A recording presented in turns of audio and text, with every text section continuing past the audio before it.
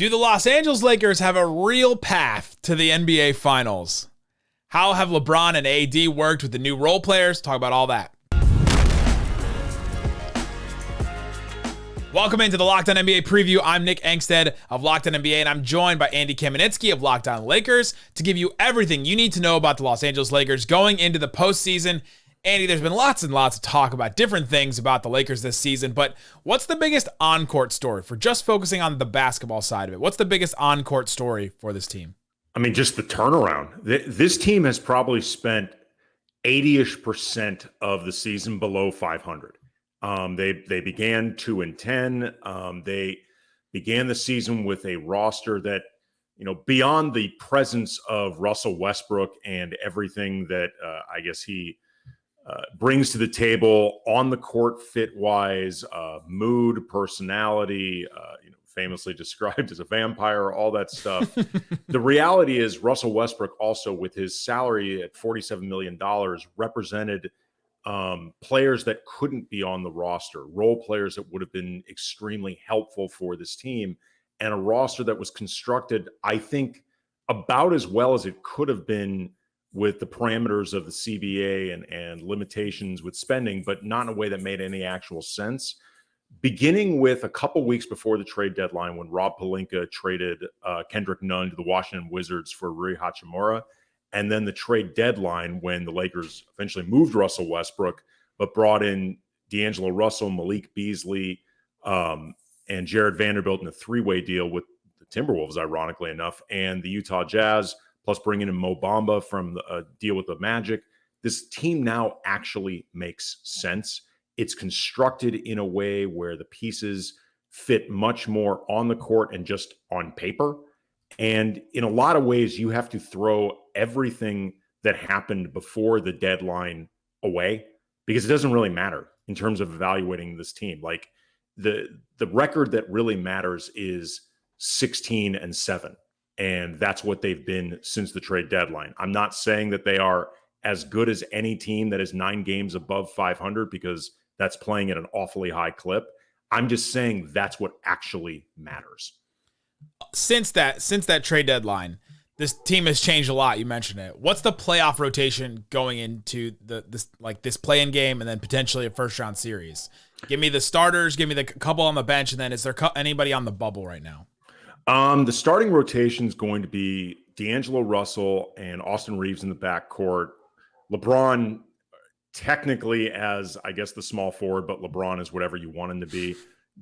Jared Vanderbilt, and then Anthony Davis in the middle. The key subs are going to be Dennis Schroeder, assuming he's available. He's missed the last couple games with what has been described as both neck spasms and Achilles soreness. I wonder if they're just trying to get him rest, because he's played a ton of minutes. But ESPN's Dave McMenamin reported that the team is expecting him to be available. Malik Beasley, Rui Hachimura, who's been very, very good the last couple weeks. And those are the three main guys. Wenyen Gabriel is sort of like the half guy in the rotation. He typically plays about 10 to 12 minutes. Maybe Mo Bamba could be available depending on if the matchup dictates it, but he got injured almost immediately after getting traded to the team, and he missed almost the entirety of his time with the Lakers. So it's difficult to figure out exactly how to start implementing him now. But the 8 guys that I mentioned before with Wenyen Gabriel, those are the guys who will be getting the majority of playing time. What are the biggest strengths and weaknesses for the Lakers? How do they win games, and how have they lost games in general? Maybe let's just focus on this last portion of the season that has made sense for this team. Well, it's funny, like trying to figure out exactly how they've done it is in and of itself a bit of a mystery, because they've been missing a lot of guys. Like LeBron missed the majority of games after the trade deadline. Anthony Davis has missed a few. D'Angelo Russell's missed a handful. If there's been a common calling card, it's actually been their defense. Which is anchored by Anthony Davis, who, when he's playing at the absolute top of his game, is a defensive game changer on the level, I think, of anybody in the league. He is capable of anchoring your defense at the rim, blocking shots, protecting the lane, altering shots. He's also capable of switching out and credibly defending any position when he and LeBron have both been available, it's allowed Jared Vanderbilt to serve as much more of a versatile wing defender. And he's been at times incredibly disruptive along those lines. Austin Reeves is a very active, very savvy defender. He's extremely good at drawing charges. Like his face should be insured the way Jennifer Lopez reportedly insured her backside, because Austin Reeves gets hit in the face 2 or 3 times minimum every single game. Like it's a miracle if this guy has not actually gotten a concussion. And then there are guys who've actually been better than expected, like Rui Hachimura, for example, who did not have a defensive reputation at all during his time with the Wizards. He's not been like prime Ron Artest, but he's been much better than I expected he would be, particularly when it comes to matches where he can use his physicality. Like, for example, the last game that the Lakers played against the Timberwolves as part of a road trip, which they won, Rui's defense against Karl Anthony Towns was a game changer. And Towns could not get past him. He couldn't bully Hachimura. And it often led him to putting up, I think, pretty frustrated jump shots. And at their best, this team, especially because they've been missing LeBron a lot, and LeBron is the key to the offense running as smooth as possible. They've won a lot with defense and just general activity. What are the expectations for this team? Because we've heard a lot of different things from a lot of different people. The odds are what they are. We'll talk about those in a minute. Sexy pick, baby. But the sexy pick. Let's go from 3 levels: the fans, the team itself. What do they expect, and then what do you expect from this team? What are the expectations in this postseason? Well, I mean, the fans are now actually excited because the last season and 3 quarters has been incredibly unpleasant to be a part of. Like it's really a nice opportunity to say thank you to the Locked On Lakers listeners for not just being there, but actually growing the channel during this period. Because I'll be honest, I don't know if I'd be listening with this team. They have not been an enjoyable experience to watch, much less hear people recount. But I think fans are excited about this group, not just because of what's here right now, but because there's an ability, if the Lakers want to more or less roll back this team, more or less bring it back pretty close to intact. And I think that's an exciting prospect. Also remember, just off the top of my head, as far as the rotation, Troy Brown Jr., also one of the guys off the bench, and also too can be a part of those defensive efforts. But I think fans are just excited about the now and potentially the future, because the last few years have just been spent in steady decline, both in terms of performance, but also the clarity of what the front office is actually trying to do. And, LeBron is on a very tight window. I mean, it's a miracle, frankly, that he's as effective as he is right now, but this is not going to go on forever. As far as the players' expectation, they believe a lot. Like, a big buzzword I've heard from LeBron a few times just in the last week is "my guys," referring to his teammates as "my guys." And if you've ever covered a championship team, I've covered one with LeBron. I also covered 2 with Kobe. "My guys" is often code for teammates that I like playing with, that I actually believe in. Like, I had not heard, I mean, maybe I just missed it.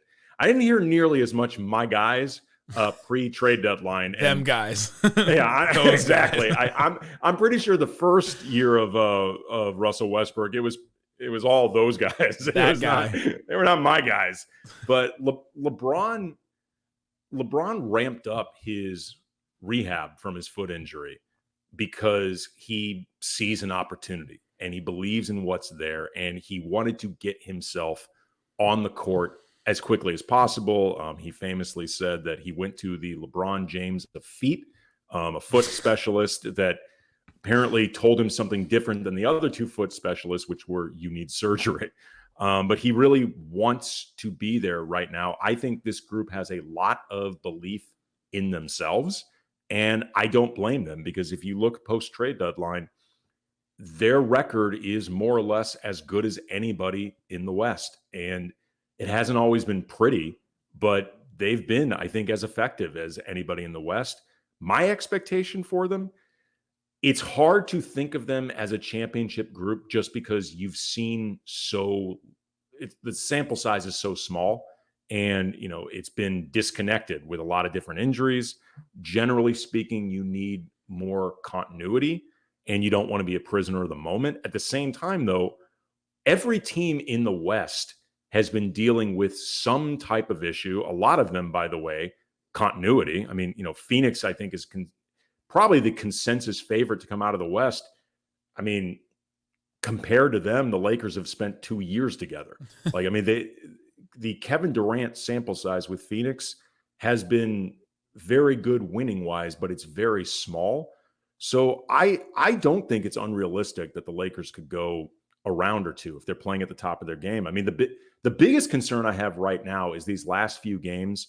They have not been particularly sharp, and I don't know if that is them maybe relaxing a bit because the level of competition has been weaker, or maybe there's a fatigue factor that they're really starting to feel. And while if they win this play-in game on Tuesday, they get a few days off, the fatigue is only going to grow more. And they've had to expend a lot of energy getting to this point. So you wonder if maybe the tank is running low.